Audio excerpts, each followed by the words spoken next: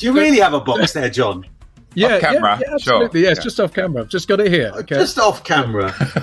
Right. I've got a box here. Look. There you go. Look, that's the box. Yeah. I don't want to know what's in your box, Neil. I want you to tell me what's in my box. I've got loads of boxes.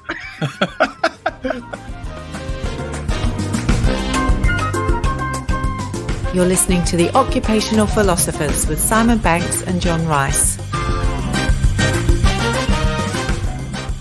Welcome to another episode of the Occupational Philosophers. John, hello. Lovely to see your smiling face as always.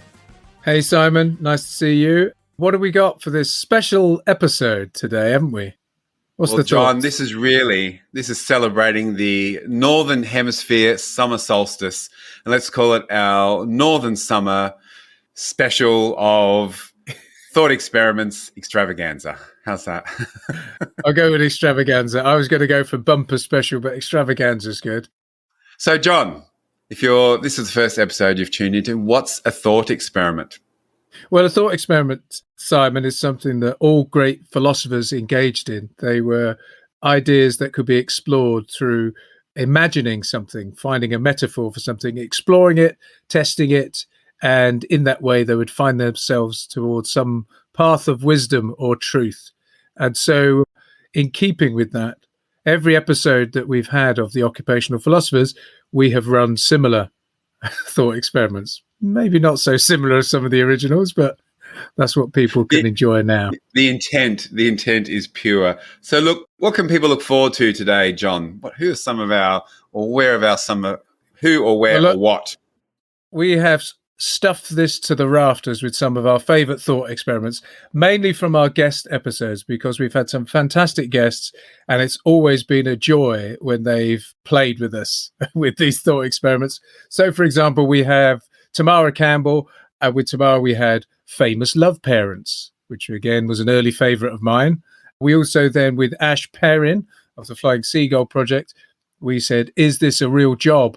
Where we tested Ash's thoughts around whether a surf barista was something you might find in a job advertisement.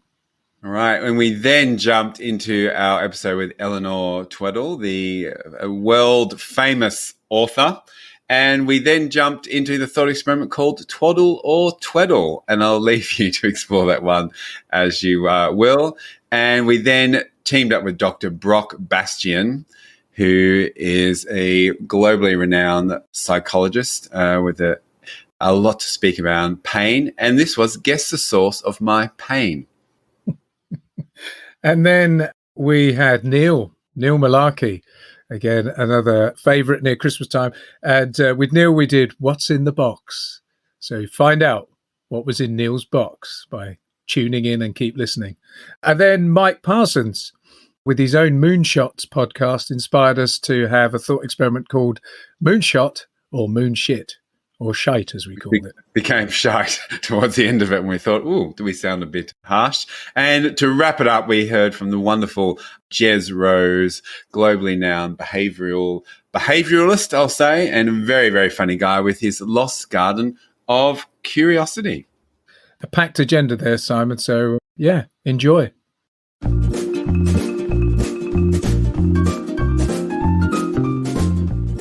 So look, as part of being good occupational philosophers, we like to run thought experiments to help us be as curious as we can and expand our minds. And today's thought experiment is about love parents. Now, the reason this came about is it's said that Kiki is the love child of Borat and Dame Edna. So we're thinking we're going to talk around love parents. Now, John, do you want to take it from here? Absolutely, yeah. We've got some real challenging, tough questions here, but give it your best shot tomorrow. We've got 5 of these for you. Okay. And what we want you to do is to guess who the love parents are of the person that we tell you, okay? And we'll just top up your score at the end of this, okay? So the first up is Donald Trump. That's Donald Trump. Who are the love parents of Donald Trump? Satan and Satan and Bronwyn Bishop. Sorry, that's an Australianism. Margaret Thatcher. Well, that's a fantastic combination. Unfortunately, it's wrong. It's actually a pumpkin and a massive baby. Let's see how you go on the next one. Well, right. So next up, we've got someone closer to home. Do you want to take that one, Simon? Okay, yeah. So who are the love parents of Chris Hemsworth, the Australian actor? Gina Davis and let me think about that. Gina Davis and George Clooney. Gina Davis and George Clooney. Well, it's a very good guess, but unfortunately, that's not the right answer. He is the love child of Kim Kardashian and the Norse god Odin. Oh, yeah. See, I should have gone mythical for the. Yeah, should have. George Clooney just wasn't high enough. I was batting below his weight. Right, John, you have our next one. I do, yeah. This one is, I think you'll know him, Russell Brand. Have you heard of Russell Brand? Yes, I know Russell Brand. Comedian. Mm-hmm. Yeah, so Russell Brand. Who are the love parents of Russell Brand? Oh, Jesus. No, he's definitely... your first guess? Got the same hairdo. Yeah. The love parents of Russell Brand. Oh, my God. The Kama Sutra. And That the position or the person? Hi, Karma. Either. It's the sutra. The Kama Sutra and rock and roll. I don't know. Now, look, whilst I think that is actually a better answer than the real answer, which is Elton John and a King Charles Spaniel. So look, unfortunately, you're not going that well on thought experiment. But look, we'll keep pushing on. Now, this is the singer Adele. Who are the love parents of Adele?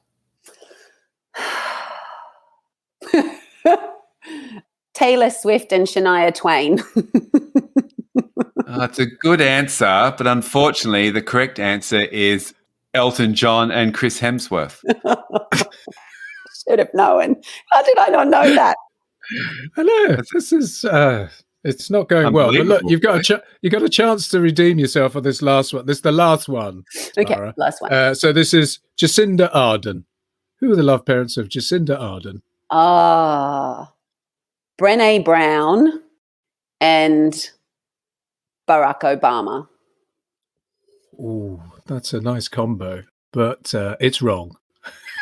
It's actually Scarlett Johansson and Kevin from Accounts. Wow, she really did well for herself coming from that background.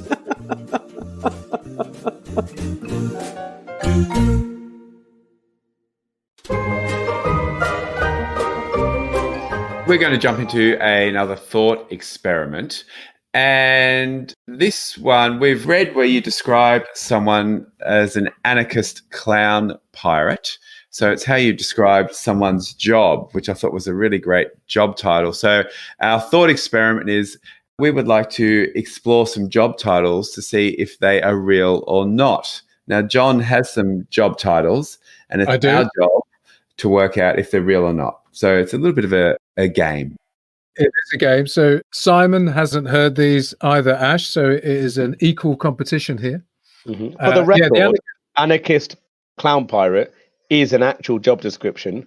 They are actual anarchists, actual clowns, and actually live on yachts as pirates. So that's where real. I heard it. I heard that, and I thought, why was that job never offered to me when I was growing up at school? Because of your white socks and Crocs, mate. You're not pirate material. No anarchist wears Crocs and socks, man. Right, let's do this. So, job titles. Real. Well, first off, can you guess what they are?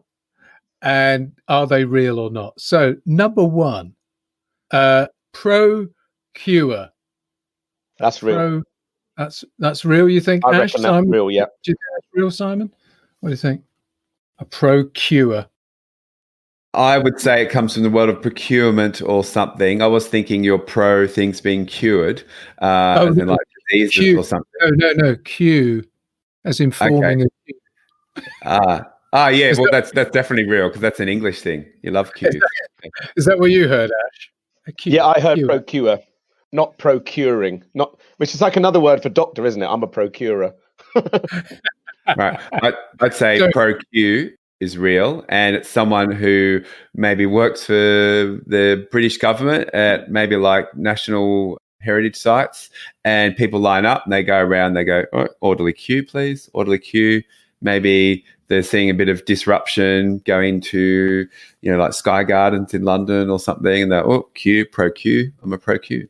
Mm-hmm. I reckon it's real, and I think there's 2 times they're booked. One of them is if like Apple's got a new iPhone coming out, you can pay somebody to go and stand in place for you for like 2 days before, and then you rock up for it. I reckon that's what it is. You are absolutely right, Ash. So that is absolutely a point to Ash Perrin there. Yeah, they can earn up to £100 and £150 a day to go stand in a queue. And your example is queuing for the latest Apple product. There you go. Who knew? Well, you did. I guess, but I mean, people go mad for those things. Next one is a surf barista. A surf barista. I'm going to say this is false because trying to, as a surfer, and I think Ash, you're a surfer as well, trying to someone paddle out with a coffee into the surf, even though we've thought about this, we discussed this a lot, this whole process of, because we always have coffee, have surf, then go for coffee, sort of like that's part of our ritual. But we thought, imagine if you get it in the surf, but I think the logistics of it are too tough. My lattes, no, so. The thing is, I don't know. Firstly, like saying I am a surfer is the most complimentary. I know how to sit on a board and not fall off for too long. But I wonder, because Simon, do you live in Australia and you mainly surf there? Okay, so you wouldn't have the same need for a coffee on a surfboard as a UK surfer because it can get proper cold. So I've never seen them. As you say, we always surf. You don't really want to stop and have a coffee out back behind the lineup. Like it'd be weird. And then when you're done, it's the nicest bit when you go to the beach cafe and you have an egg sandwich and so. However, you could strap a flask to your back, you paddle out with all the bits, you get behind the back line and you swim around and you say, I'm going to say it's not true, but it's a good idea. It is not true. It is not true. I completely made that up, but now you've discussed it in a very creative, curious and imaginative way. There is a gap in the market. There's one problem. How do they pay? You have to have your bank card, like coffee credits in your wetsuit. Like it's never going to happen. Surfers are never going to go for it. Okay, last one is light bender. That's true, and it's got to be some events display person, or they bend light for scientific experiment. It's true. Now, when I think about this one, when I think around Mickey Flanagan, the comedian, and he spoke around, are you going out or are you going out? And so this difference. So it's sort of like you're having a light bender or a big bender. I'll just light bender tonight. I'll be fine for tomorrow. So I wonder if it could be a phrase used in another way, but I think it's true as well. It is true. It is someone who is responsible for a high-tech precision job of making neon lights. There you go. Something new. A light bender. And that was someone's idea, wasn't it? Somebody said, hey, what about if we could make lights? A thing called neon. We go, what? What's neon? They go, you'll see. Check this out. Yeah, go talk to Jeff. He's a light bender. Yeah. But he's been on a heavy bender the night before, so he might want to get him a surf coffee on the way. But imagine it's almost there's someone in the village, the house is a bit dark, and you need to go see the light bender. You'll sort that out. Yeah. This thing about jobs, actually, Simon, can I just share, Ash, will you indulge? I had an anecdote about this as well, Simon, which was about jobs again, because there was a new National Careers Service thing launched by the government here in the UK. And it was an online thing where you could go on and you answer these questions. Do you like this? Do you like that? Do you want to work with people? Do you want to sit in a dark room on your own? All those kind of things. And you go through this thing, and then it pops out an answer to tell you a suitable job. So I did this, and this is how it read. I'm going to read this out. So at the end of me completing this 40-question questionnaire, it said, your answers show you are a creative person and enjoy coming up with new ways of doing things. You are sociable and find it easy to understand people. You like to lead other people and are good at taking control of situations. Because of your answers, we could not recommend any jobs. Oh, no. And that was it. That was it. Do you want to take this test again? No. I mean, what a positive review for what is ultimately an unemployable person. Exactly. This is why I find myself doing a podcast. I did that retrain thing just for fun. You know, the government recently saying to creatives, you know, retrain. So I filled out the form and I got horse groomer. I could be a horse groomer. I've never groomed a horse, but apparently I'm qualified. Kids, you know, 7 years in theatrical training. Horse groomer. That was question 27 in the test, wasn't it? It said, do you like horse grooming? Yeah. How are you with a handheld brush? 1 to 5. 4, I have a big beard. Experience with longer, more wiry hair, huh? Typical horse grooming qualification.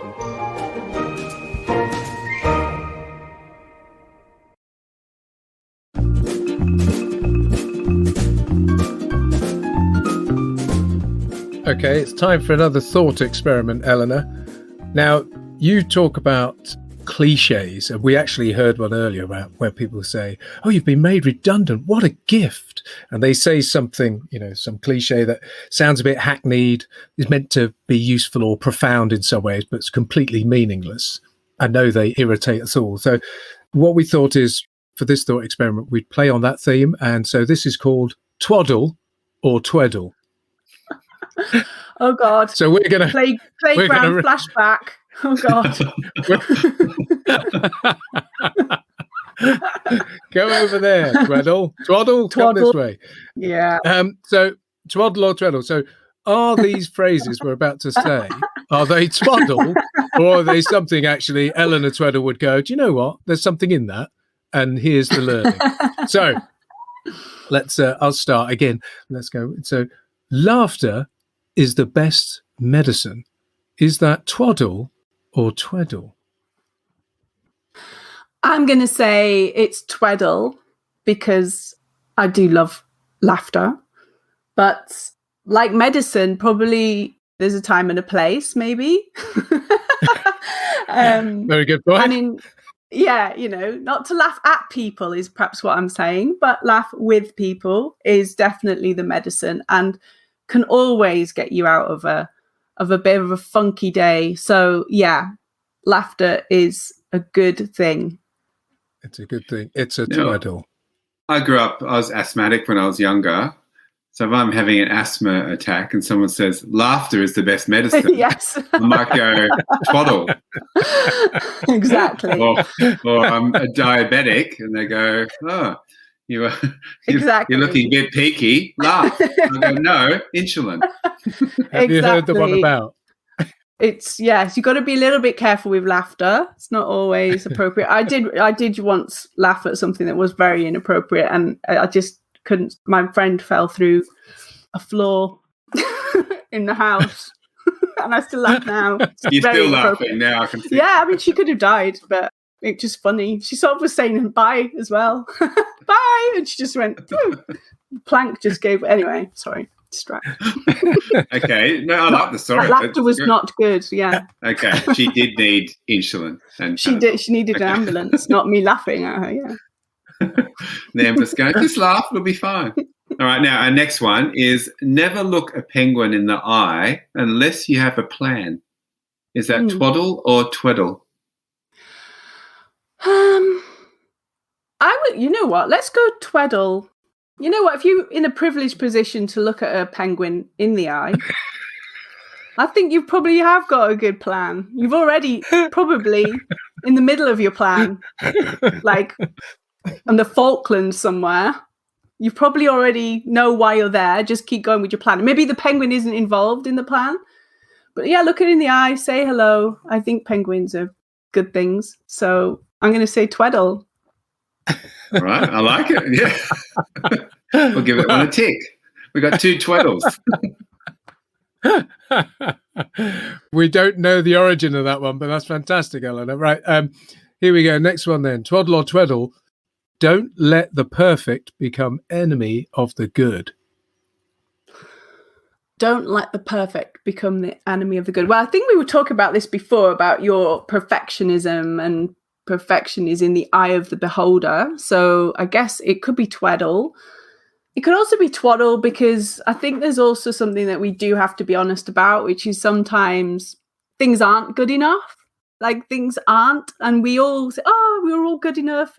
But some things aren't. I think this is where X Factor and Pop Idol and stuff, they gave the wrong message that everyone can sing. Sometimes you can't. You cannot sing, end of. So, this perfection, you could be a perfection you like, but so I think you've just got to have a bit of reality around what that perfection means and then what that reality is to you. So, yeah, it's a twiddle twaddle. Right. I like it. There's something about context is everything, isn't there? Maybe that's why cliches are a bit lazy thinking, aren't they? Because you need to know there's always context. It could be, you're right, it could be twaddle or twaddle. Or twiddle twaddle, or whatever that one was. Now, this is an Australian one, particular to Tasmania, where I grew up. Tasmania is a bit like Wales, if that makes sense. I've been to Tasmania, yeah. Oh, well, there you go. Sort of how Australia might think around Tasmania. The cat that walks slowly is called Alan, the slow cat. Tweddle or twaddle? It's completely twaddle. I think I met that cat actually when I was backpacking around Tasmania. And Alan, the slow cat, yeah. Alan the slow cat. Everybody knows Alan, and he's a good dude. And as long as you pay him for selfies, it's all good. So I think that one's a twaddle. Absolutely. I have no idea. I don't know. What does that mean? Twaddle's correct. Alan the slow cat will be delighted. I think there's a UK equivalent, Simon, but I think the cat's called Barry. Yeah, or Kevin. Yeah. Right. He is what he is, and he does what he does. We got 2 more here, Eleanor. So here we go. So don't worry if the wheat is dry, the mill will find the flour.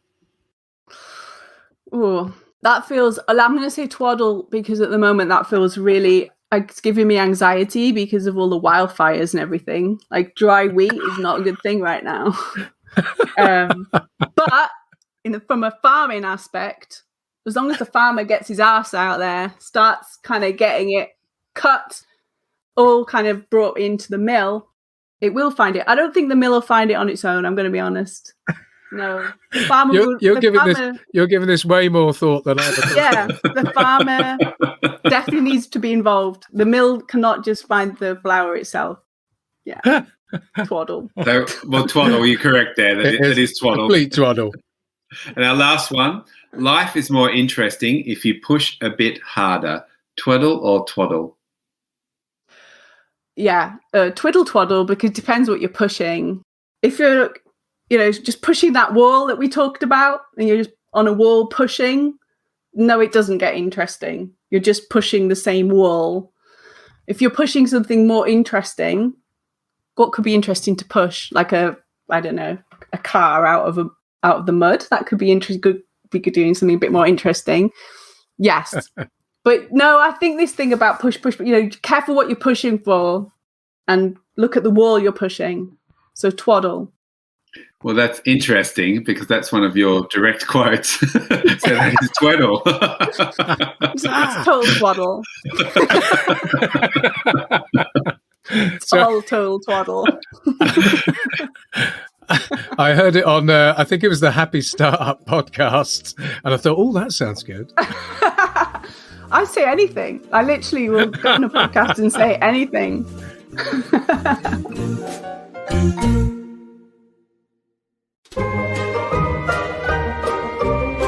So, Brock, we love getting people to get curious, think a little differently. You would probably know from your work that thought experiments are a big way that philosophers and researchers try to make sense of things and explore ideas. So we have our own thought experiments here on the Occupational Philosophers, and we wanted to, today, we thought we'd share with you our own research around the topic of pain, which is obviously something very close to your work, and invite you to share your talent in recognizing the source of pain, be that physical or emotional, which both myself and Simon, as I say, have been researching, and we found out we have 5 expressions of pain, and we'd like you to identify the source. Mm-hmm. So, Okay. Right. So the first one is as follows. Ooh. So can you recognize the source of that pain, Brock?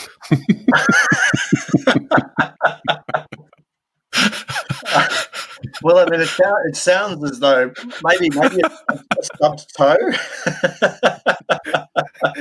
It's not too far away. Yeah. It was actually, unfortunately, that's incorrect, Brock. It was me stepping on a piece of my child's Lego.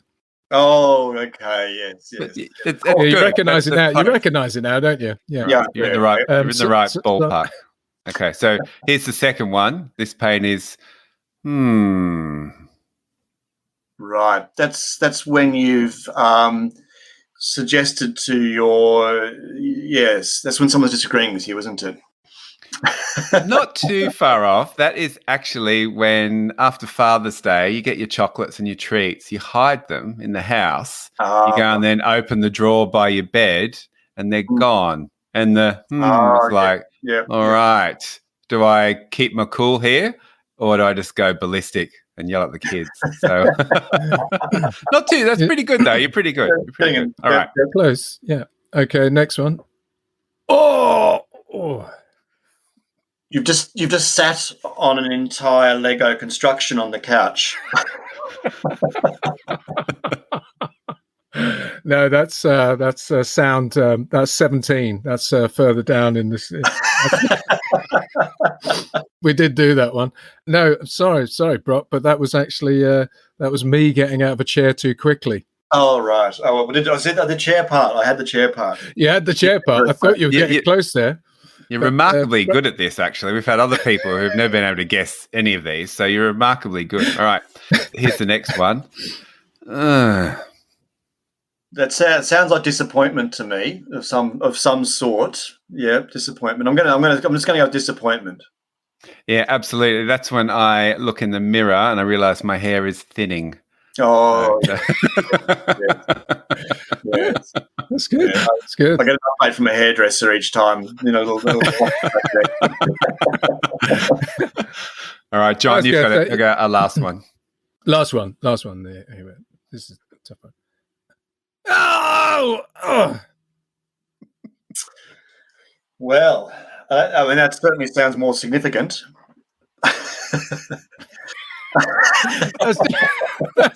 That's definitely a scientist or psychologist speaking, trying to just come around it in a peripheral way. Yes. I don't know. It is significant. You're right. I'll give you that. It is significant pain. You've forgotten to take your leg out of the car as you shut the door. Ooh, very close. No. Well, not close. Very close. Close. The level of pain, you're probably right here. Unfortunately, it's wrong. That was actually a pelican flying into my face while I was doing yoga. Of course. I mean, I can't. I mean, as you think back to it now, you go, "Oh yes, you just missed that." How did I miss that? Yeah. How did you miss it? Yeah. But car door, I did do that as well, and it was a similar sound.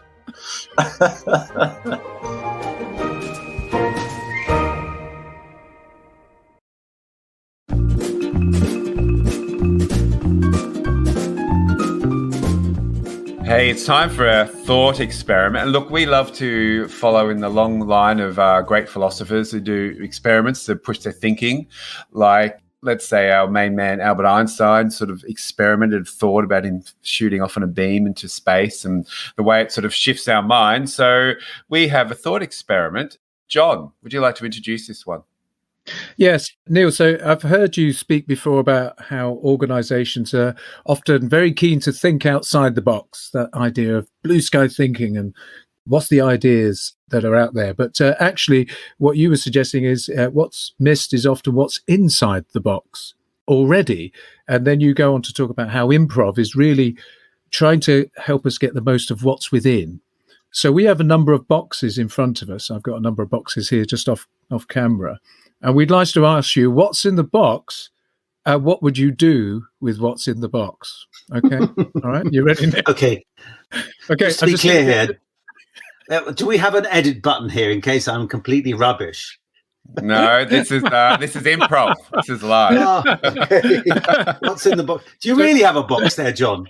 Yeah, off camera, yeah, absolutely. sure. Yes, just off camera. I've just got it here. Okay. Just off camera. Right. I've got a box here. Look. There you go. Look, that's the box. Yeah. I don't want to know what's in your box, Neil. I want you to tell me what's in my box. I've got loads of boxes. Color coded at the back. Yeah. So I've got a big white box here. Look at that. There's a big box. Get off your here? box. Right. Well, you'll be really good at this thought experiment. I've got Ethernet cable. I've got boxes. Yeah, I know. Plenty. Everyone's got a cable box. We've all got a cable box. That's my big cable box. This box is my little cable box. There we are. All right. Another box full of I'll show you the box. All right. I'll show you the box. There's the box. Okay. Right.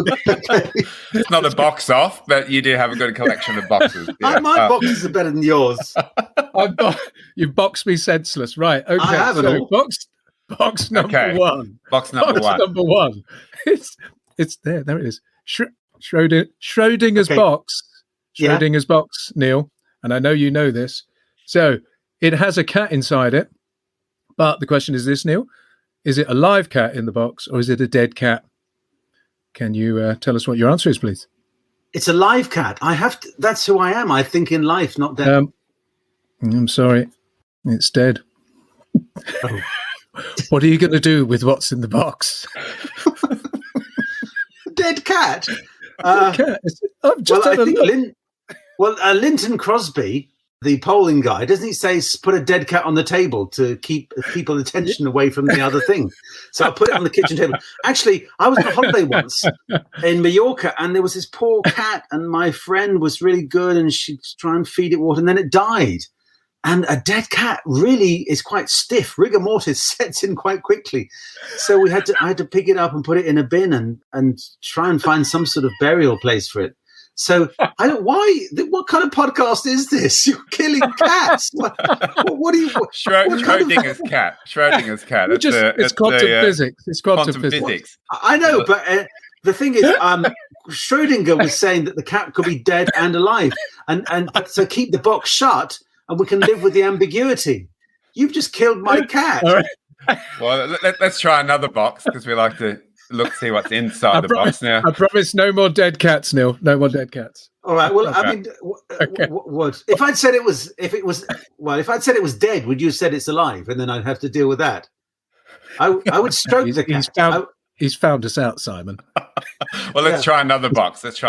Now, there's a box to my right. It's an Amazon Prime box now. It's quite large, about the size of sort of a bar fridge. What three things are in the box?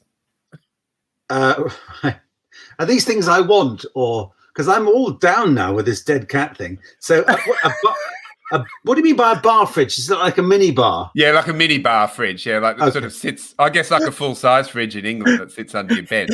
But in Australia, we call that a mini fridge. Yeah, a mini fridge. Well, does it have to be a fridge though? Because I was going to say red wine.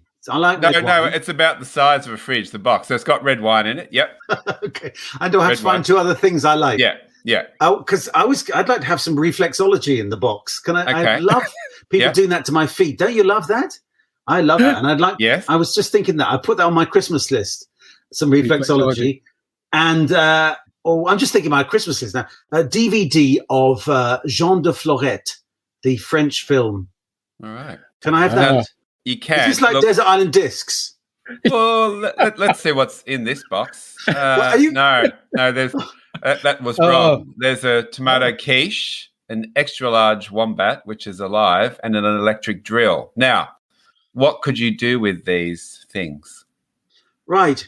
Well, I've actually seen a wombat. So when we went on holiday to Australia a few years ago, and we did a tour based from Sydney and of the Blue Mountains and then New South Wales. And this tour guy, we went at night, and he got friendly with this wombat. So I was as close to a wombat as I am to you, except you're miles away. So I love wombats. But why have I got so I've got a tomato quiche I would eat. Yeah. Yeah. I've got a drill. I don't know what to do with that. I've no idea what to do with that. But I don't want to get involved with the drill and the wombat. I'd say hello to the wombat. Do wombats eat tomato? I think probably not. The drill I'd pass to a handy woman. Probably. My wife, when I moved in, she said, "Where's your toolbox?" I said, "I haven't got one. I've got a screwdriver. I can change a plug. That's all I can do." So, did you want me to do something with the drill? Yeah.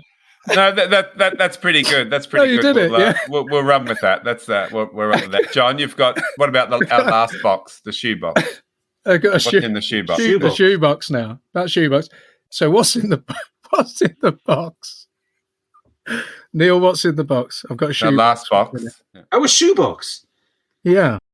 Oh, that's interesting. I'd probably have. What do they call the things you put slides? Sliders. They're not sliders. Yeah, like flip flops, but you don't have that annoying thing between your toe. Yeah. So that would mean I'm probably somewhere warm. So I'm probably on holiday. There we are. How about that? Am I extemporizing here? I'm probably in Greece. There we are. I'm walking in the shoes. There they are. I'm walking from the room to the swimming pool by way of the buffet. How's that? So we'll have a buffet, some sliders, and Greece in there. Okay. Yeah. Yes. Are you writing these? Are you going to psychoanalyze me based on all this? We're cross-referencing what's in the box. Have a look at the box. I'm just going to open it now. Sorry, no. We got a small trifle. We got a bus ticket from Wollongong to Australia and a catapult. Oh, that sounds nice. Yeah. What will you do with what's in the box, Neil? Small trifle. Bus ticket from Wollongong to Adelaide and a catapult. Catapult? I don't know. I'd probably see how far I can send something. I'd have to get a stone, I guess. I'd kill Goliath, would I? I don't know. Sounds good. Yeah. Sounds good. I'd eat the trifle. The ticket, I get on the bus. I get on the bus. Get on the bus. Why not? Fantastic. Sounds a great bus. Excellent. Is there a last one? Should we see if Neil can get one right? Yeah. Come on. Go on, Sam. We've had some guests in our time. I failed dismally. Well, just Michelle Obama. She was a lot better at this. Okay, so now finally we have the very, very, very large box. What's in it? Yeah. Oh, a large box. Big. A big box. So big as a car. Yeah. I'd say a nice garden chair to sit in my small garden. That would be nice. Just a recline thing, and sit back and there's cushions and I can put my feet up. There's a foot up bit at the bottom. Ooh, yeah. How does that work? Yeah. Did Michelle Obama say that as well? Good. Oh, we can't say. It might influence you. What's in the box? So a nice recliner. Right. Garden recliner. Open it up, Simon. Okay. Neil, you're right. There is a nice recliner in the box. Well done. That's amazing. Well done. Right. Hey. And that brings us to the end of What's in the Box.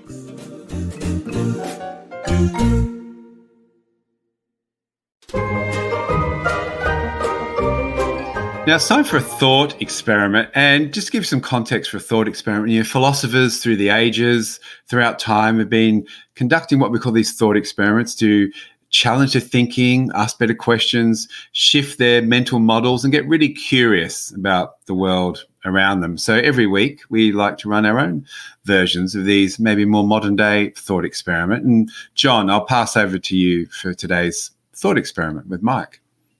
Thanks, Simon. And this is a particular favourite, inspired by your fantastic podcast, Mike, called Moonshots. We thought we'd pose some statements about the moon. And you have to say whether it's true, and otherwise known as a moonshot, or whether it's false, and what we'd call moonshit. All right? So this sort of experiment is called Moonshot or Moonshit. So here we go. Here's your first statement. It's an easy one to start for you. The moon is the same size as the Earth. Is that a moonshot or is that moonshit? The moon and the earth are the same size. Moonshite. It's not nearly daring enough. It's not 10x, John. We got to go 10x if we're going moonshots. Come on. It is moonshit. It's a quarter the size of the Earth. There you go. See, we'll learn something along the way. Okay, so let's have your next statement here. Apollo 17 was the final lunar landing mission. Is that moonshot or moonshite? Actually landed on the moon. 17. It's a bit of a fan of this whole genre. I think it's Moonshite, but for a kind of a different reason. The fact that it's taken us so long and we still have never been back. And that's why I just think it's a whole crock of you know what, because we kind of lost the ambition there for a long time. So in my books, the fact that we have not been back makes it moonshite. You think it's moonshite? It is a moonshot. Is it? Apollo 17. Was it the last one? So, look, so in 1972, December the 11th, Apollo 17 had an astronaut, I think it was Eugene Cernan, was on the surface of the moon and in a little roving vehicle, one of those little buggy things. That sounds fun. How fun. I didn't know that either.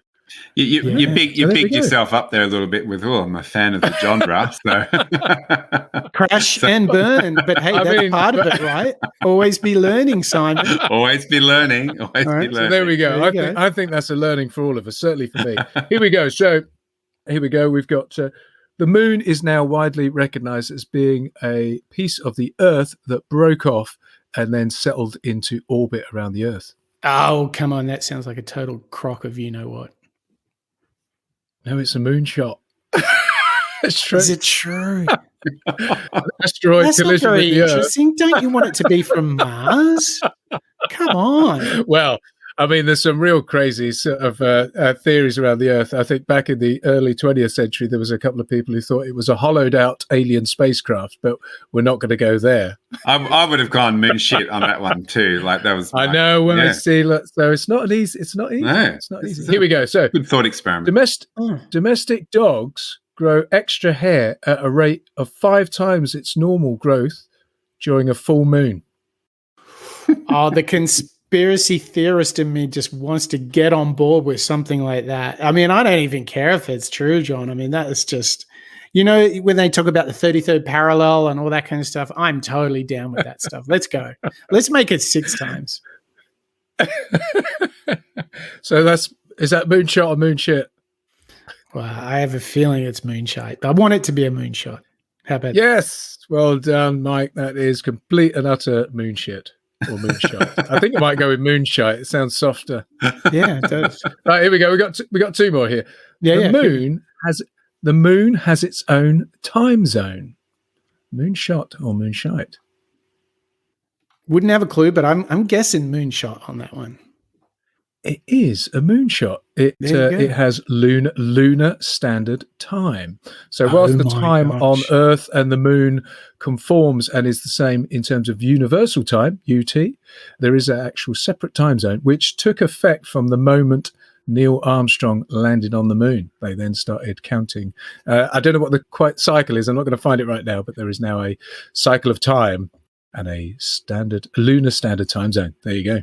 John, do you think that are they like, GMT plus 7,544 or something? Yeah, I saw it on a Zoom invite the other day. The challenge of trying to get 2 people to do a simultaneous podcast there is really hard. The time difference. Yes, forget about it, as they say in the movies. Australia, the UK is easy by comparison. Here you go. It's the last one for you. Moonshot or moonshite. Donald Trump has laid claim to a tract of land on the moon and has plans to build the first off-planet golf course. That is just like so just deliciously bonkers that I'm going to have to say that's a moonshot, right? It is not, but it's just so finely balanced, isn't it? It's moonshite. Yeah. But like, what is the fractional difference between shite and shot on that one? I mean, oh my gosh. And there we are. Well done, Mike. That's That Sorry, was the wonderful thought experiment, Moonshot or Moonshite / shit.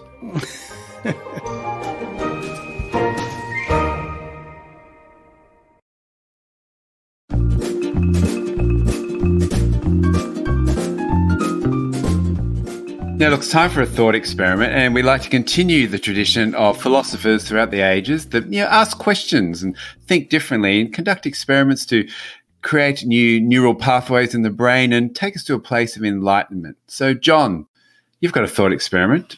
Let's hear what it is. I have. I'm quite excited about this. So, Jez, look, with your love of nature and all things creative, we have a very special thought experiment specifically for you, Jez, which is we want you to become a landscape gardener and build your very own lost garden of curiosity, creativity, and imagination. And consider the garden for a moment. Soil providing nutrients, foundations, and roots. Flowers providing sensory stimuli, sight, smell, and touch. Fauna providing birds, bees, cross-fertilization. Vegetables, which are good for you. Sort of get the idea. So, but what we want is the garden that would make sprouts of curiosity, wild stems of creativity, and blooms of imagination come through. I'm getting a bit carried away. So let's start with the soil. So, what would be in the base to sprout these things? He thought he was going to like this, and now he's going, what the? Yeah, I thought I was going to be our plants. I was going to tell you what I was doing in my garden, and now I'm trying to wade my way through a metaphor with a machete. We're twisting your melon. You're going to have a machete in this garden? Well, yeah, I'm going to need it by the sound of it to keep you from bloody popping up every time you want to peer around. What would be in the soil? Oh, my gosh. It would, questions. It would be littered with questions. That's what the soil would be. Like a vermiculite of questions to aid drainage and provide nutrients. Yeah, absolutely. I'm getting good at this already. Yeah. What about the sensory stimuli, the flora? What would you have in there that would cultivate? I would have groups of people from every single culture in the world in cultural dress, so that you are drawn to colours and shape and things that you've never seen before and that you've been naturally curious about. But of course, the joy is that, I sort of get it now with my plant app. I can, snap a plant, it'll tell me everything about it on my phone. But in this metaphor, it would encourage you could just go up and ask people and say, hey, the bone through your nose, what does that represent? What's it about? This incredible dress, why is it all decorated with these tiny little beads? Yeah, that's what I would create. Yeah, that's great. I'm loving this already. Does it sort of sound a bit like the garden of a serial killer, though? Well, we can put the machete to one side, obviously. After John's been hacked down for his annoying habit. Now, thinking along, peering through the rhododendron, thinking along the lines of, that's the only plant I know. Fauna. And we might have this sort of crossover. What type of fauna would we have in the garden to create this space of creativity and imagination, curiosity? Oh, wow. Now, that is a good question. I sort of got a bit I feel like I peaked, Simon. I'm not going to lie. I mean, answers 1 and 2 were very good. I'm not sure they really need to be anymore. I think the fauna would be, I'm trying to think of how to describe it, memories from your own life. So there would be a kind of like a broad leaf memories, with amazing detail, and then tiny little thin memories like bamboo that seem kind of wispy. They're still there, and they create movement in your mind. When the wind blows, you can see there's some interaction and some movement, but you can't necessarily quite pick out all of the detail that you'd want. Right. Now I'm going to commit to this. I'm quite handy with a pen, so I am going to draw this over the next 3 to 4 weeks. This will come to life, this little garden. So yes. No way. Yeah, that's what we should do. I'll draw this. This garden is coming to life. So, can I get a copy? Yeah, you heard it here first. Yeah. Can you send a photo? Oh, this will. Oh my gosh! Honestly, guys, you've made my day. This will sit. I'm going to print it out with your permission, and it will sit in my office. I'm going to frame it. Well, if you got any more things you want to put in it, Jez, then just let us know. Oh, wow. Cafes, toilets, kids play The sadistic area. part of my mind's kicking in. I'm thinking, what's really difficult to draw? And on that, that was our thought experiment of this garden of curiosity, creativity, and imagination. So there you go, Simon. That was quite a selection of some of our favourite thought experiments over the past year, with some great guests who say have all been a delight and have always thrown themselves into those thought experiments and played very well. And this is all part of us being the Occupational Philosophers, a not so serious business podcast. And you probably got an idea of the not so serious there a moment ago. But Simon, how else might you capture our not so serious business podcast for those who maybe haven't heard before, listening in for the first time? Well, as you said, we're a not so serious business podcast to spark creativity, curiosity, and imagination. And why not so serious? I don't know, John. I think the world is too serious as it is. So no one ever went to work and wished they had a worse time that day. So a little bit more smile, a little bit more fun. And I can't look at you and be serious, John. So that's that's why we roll that way, Simon. especially with that wild hairdo. So look, John, we'd love it if you left us a rating. You can go check out our website, www.occupationalphilosophers.com. You can fax us at occupationalphilosophers@gmail.com. On our website, there is a bunch of socials where you can also contact us as well. We have 3 Twitter followers. You could be the 4th. How exciting.